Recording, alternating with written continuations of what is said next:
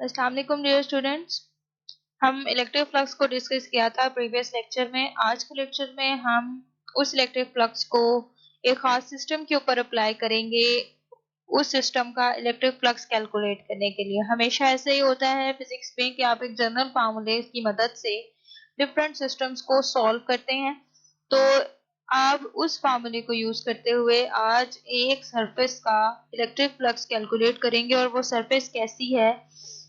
Surface enclosing a charge, यानी एक ऐसी सरफेस है जिसके अंदर चार्ज मौजूद है। Electric flux through a surface enclosing a charge.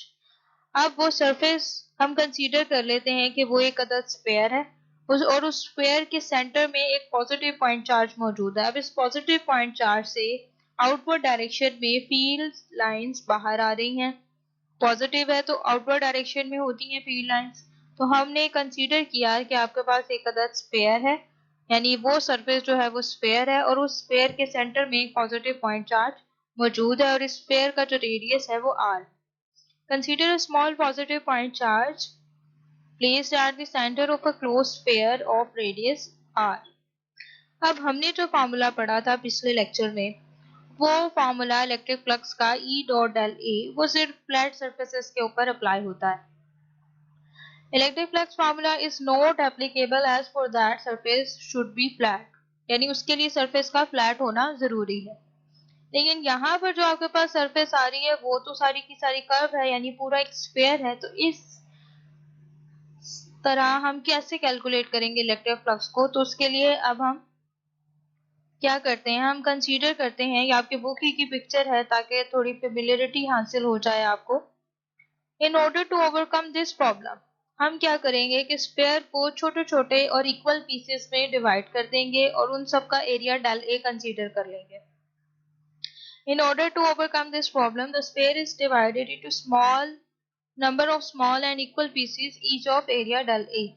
अब इसको विजुअलाइज करने के लिए आप अपने माइंड में एक फुटबॉल ले आए। फुटबॉल भी आपके पास स्फेयर है और इस स्फेयर को हमने छोटे छोटे पैचेस में, छोटे छोटे पीसेस में इक्वल और स्मॉल पीसेस में डिवाइड किया हुआ है। तो आप अपने जहन में ये फुटबॉल ले आए विजुअलाइज करने के लिए। अब ये एक सेगमेंट है, इस सेगमेंट में से फील्ड लाइन बाहर की तरफ आ रही है। ये एक सेगमेंट है, इससे बाहर की तरफ आ रही है। ये सेगमेंट है, इससे बाहर की तरफ आ रही है और इसका यूनिट एरिया भी बाहर की तरफ है। तो अब आपके पास जो सारी की सारी सरफेस है वो छोटे सेगमेंट्स में डिवाइड हो चुकी है। The direction of electric field in each segment of sphere is same. वो आपको नजर आ रहा है कि चूंकि सेंटर में स्फेयर चार्ज है, स्फेयर के सेंटर में चार्ज है, तो हर तरफ जो इलेक्ट्रिक फील्ड लाइंस जा रही है वो सेम है, उनकी डायरेक्शन सेम है। तो और वो डायरेक्शन क्या है? आउटवर्ड नॉर्मल, यानी नॉर्मल की तरफ, बाहर की तरफ इलेक्ट्रिक फील्ड इंटेंसिटी की जो वेक्टर है वो डिनोट कर रहा है उसकी डायरेक्शन को। तो अब ये छोटे छोटे पैचेस में डिवाइड हो चुकी है सरफेस। और अगर मैं इस छोटे से सेगमेंट को कंसीडर करूं और इस सेगमेंट का आपको नजर आ रहा है ये इसका यूनिट वेक्टर है और ये इसका इलेक्ट्रिक फील्ड लाइन इंटेंसिटी का वेक्टर है। तो अगर मैं आपसे पूछूं कि इन दोनों के दरमियान में एंगल क्या बन रहा है, तो आपका जवाब 0 डिग्री होना चाहिए। तो इन दोनों के दरमियान में जो एंगल बन रहा है वो क्या बन रहा है? 0 डिग्री। तो हर एक पैच में सेम कंडीशन होगी, हर एक पैच में से जो एंगल बनेगा इन दोनों के दरमियान में वो 0 डिग्री होगा। फुटबॉल की एग्जांपल है, ये इसका यूनिट वेक्टर जा रहा है, यहीं पे इसकी इलेक्ट्रिक फील्ड है, यही ये इसका यूनिट वेक्टर जा रहा है, यही इलेक्ट्रिक फील्ड है, ये इसका यूनिट वेक्टर जा रहा है और ये ही यहीं पर इसके इलेक्ट्रिक फील्ड की लाइन आ रही है। अच्छा, अब डेरिवेशन की तरफ चलते हैं। Now we will determine the flux through each segment. अब हमने हर सेगमेंट में उसको डिवाइड कर दिया। अब हम हर सेगमेंट का इलेक्ट्रिक फ्लक्स बारी बारी कैलकुलेट करेंगे। सबसे पहले फर्स्ट सेगमेंट हम कंसीडर कर लेते हैं, एक छोटा सा पैच, छोटा सा पीस हम कंसीडर कर लेते हैं। अपने माइंड में फुटबॉल रखें, हम उस सेगमेंट में से इलेक्ट्रिक फ्लक्स कैलकुलेट कर लेते हैं। और फॉर्मूला आपको पता है कि φ1 is equals to E1 del A1 cos θ1। Theta दोनों के दरमियान में 0 है, तो इन दोनों के दरमियान में एंगल जो बना है वो 0 और cos 0 की वैल्यू आपको पता है 1 होती है। तो फर्स्ट सेगमेंट का जो फ्लक्स बना that is E1 del A1। अब इसी तरीके से सेकंड सेगमेंट का फार्मूला भी यही होगा, क्योंकि दोनों के दरमियान में एंगल 0 बन रहा है, तो φ2 क्या आ जाएगा? E2 del A2। इसी तरीके से सारे सेगमेंट्स का फार्मूला यही आएगा, क्योंकि मैंने आपको पहले भी बताया कि हर पैच में से इलेक्ट्रिक फील्ड की डायरेक्शन और यूनिट वेक्टर एरिया दोनों के दरमियान में एंगल सेम जा रहा है। phi3 is equals to E3 del A3, phi4 is equals to E4 del A4 up to phi n is equals to En del An। ये आपके पास हर सेगमेंट का इंडिविजुअली फ्लक्स कैलकुलेट हो गया। अब अगर हमने पूरी सरफेस का फ्लक्स कैलकुलेट करना होगा तो हम क्या करेंगे, इन सब को प्लस कर देंगे। So the total flux is phi is equals to phi1 plus phi2 plus phi3 plus up to phi n। इनकी वैल्यू पुट कर देंगे। phi1 कैलकुलेट किया था E1 del A1, phi2 calculate किया था E2 del A2, phi3 था E3 del A3, तो up to phi n क्या था, En del An। अब चूंकि चार्ज एक ही नोयत का है, पॉइंट चार्ज है, तो उस एक पॉइंट चार्ज में से एक ही तरह की इलेक्ट्रिक फील्ड इंटेंसिटी निकलेगी। आपको इलेक्ट्रिक फील्ड इंटेंसिटी का फार्मूला याद भी होगा, वो होता है E is equals to 1 over 4 pi epsilon naught Q over R square, यानी Q over R square।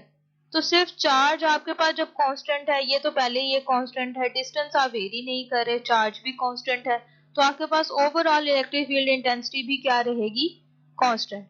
जब E कांस्टेंट हो गया तो सारे E1, E2, En ये सारे के सारे सिंगल E के इक्वल हो गए, तो आपने कॉमन निकाल लिया। E is equals to del A1 del A plus del A2 plus del A3 up to del An, यानी कि ये सारे के सारे आपके पास कॉमन निकल आए, सिर्फ एरिया चेंज है, तो एरिया आपके पास अंदर ब्रैकेट में आ गया।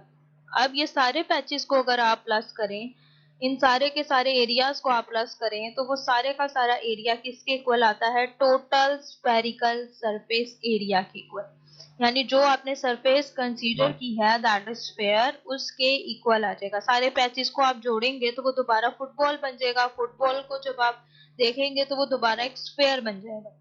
अब उस स्फेयर का एरिया आपको फार्मूला पता है, स्फेयर के की जो एरिया का फार्मूला होता है वो 4 पाई आर स्क्वायर होता है। ये फार्मूला आपको जुबानी याद होना चाहिए, आप मैट्रिक्स से ये पढ़ते आ रहे हैं। तो आपके पास जो इक्वेशन बनेगी वो बनेगी phi is equals to E cross 4 pi R square. अब E का फार्मूला आपको पता है 1 over 4 pi epsilon naught Q over R square. ये फार्मूला आप इस इक्वेशन में पुट करेंगे तो वो आपके पास E की value 1 over 4 pi epsilon naught Q over R square, और ये 4 पाई R स्क्वायर एरिया का, 4 4 से कैंसिल हो जाएगा, पाई पाई से कैंसिल हो जाएगा, आर स्क्वायर के। तो फाइनली जो फ्लक्स आपके पास उस सरफेस में से आएगा that is Q over epsilon not. ये आपके पास फाइनल रिजल्ट है, और अगर आप इस फाइनल रिजल्ट के ऊपर गौर करें तो आपको नजर आ रहा है कि फ्लक्स सिर्फ और सिर्फ चार्ज के ऊपर डिपेंड कर रहा है और परमिटिविटी ऑफ फ्री स्पेस के ऊपर डिपेंड कर रहा है। इसका ज्योमेट्री से कोई लिंक नहीं है कि आपके पास सरफेस कैसी है, वो रेक्टेंगल है, वो स्फीयर है। ये हमें इस पूरी डेरिवेशन से ये नतीजा एक और सामने आया। एक तो फार्मूला आपके पास कैलकुलेट हो गया, दूसरा इस फार्मूले से रिजल्ट आपके पास क्या आ रहा है कि ये जो रिजल्ट आएगा कि सिर्फ और सिर्फ फ्लक्स चार्ज की वैल्यू के ऊपर, यानी जो सेंटर में आपने चार्ज रखा उसके ऊपर डिपेंड कर रहा है, और दरमियान में परमिटिविटी ऑफ फ्री स्पेस की वैल्यू के ऊपर डिपेंड कर रहा है। आप उसे कोई कंसीडर नहीं है कि सरफेस आप चाहे रेक्टेंगल यूज करें, चाहे आप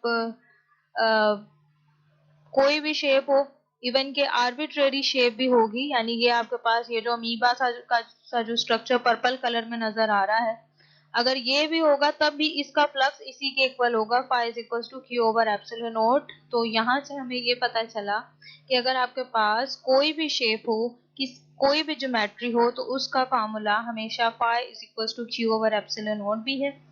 और इससे रिलेटेड आपके पास आगे एक लॉ भी आएगा जिसे हम नेक्स्ट लेक्चर में डिस्कस करेंगे। आज का टॉपिक इंतहाई इम्पोर्टेंट था, आपने इसकी रिटर्न प्रैक्टिस मस्ट करनी है। ये शॉर्ट में नहीं आता, हमेशा लॉन्ग में आता है। और लॉन्ग में किस तरीके से आता है, define electric flux and calculate electric flux through surface enclosing a charge, यानी उस पूरे टॉपिक का नाम, और शायद साथ आपको ये भी कह दे कि मुझे इलेक्ट्रिक फ्लक्स की डेफिनेशन भी बताएं। ठीक है, हो सकता है वो ये ना दे, सिर्फ ये भी दे दे, तो दोनों तरीके से पॉसिबल है, और ये बहुत इंपॉर्टेंट है। इसकी रिटर्न प्रैक्टिस बेटा आपने लाजमी करनी है। अपना ख्याल रखिएगा। अल्लाह हाफिज।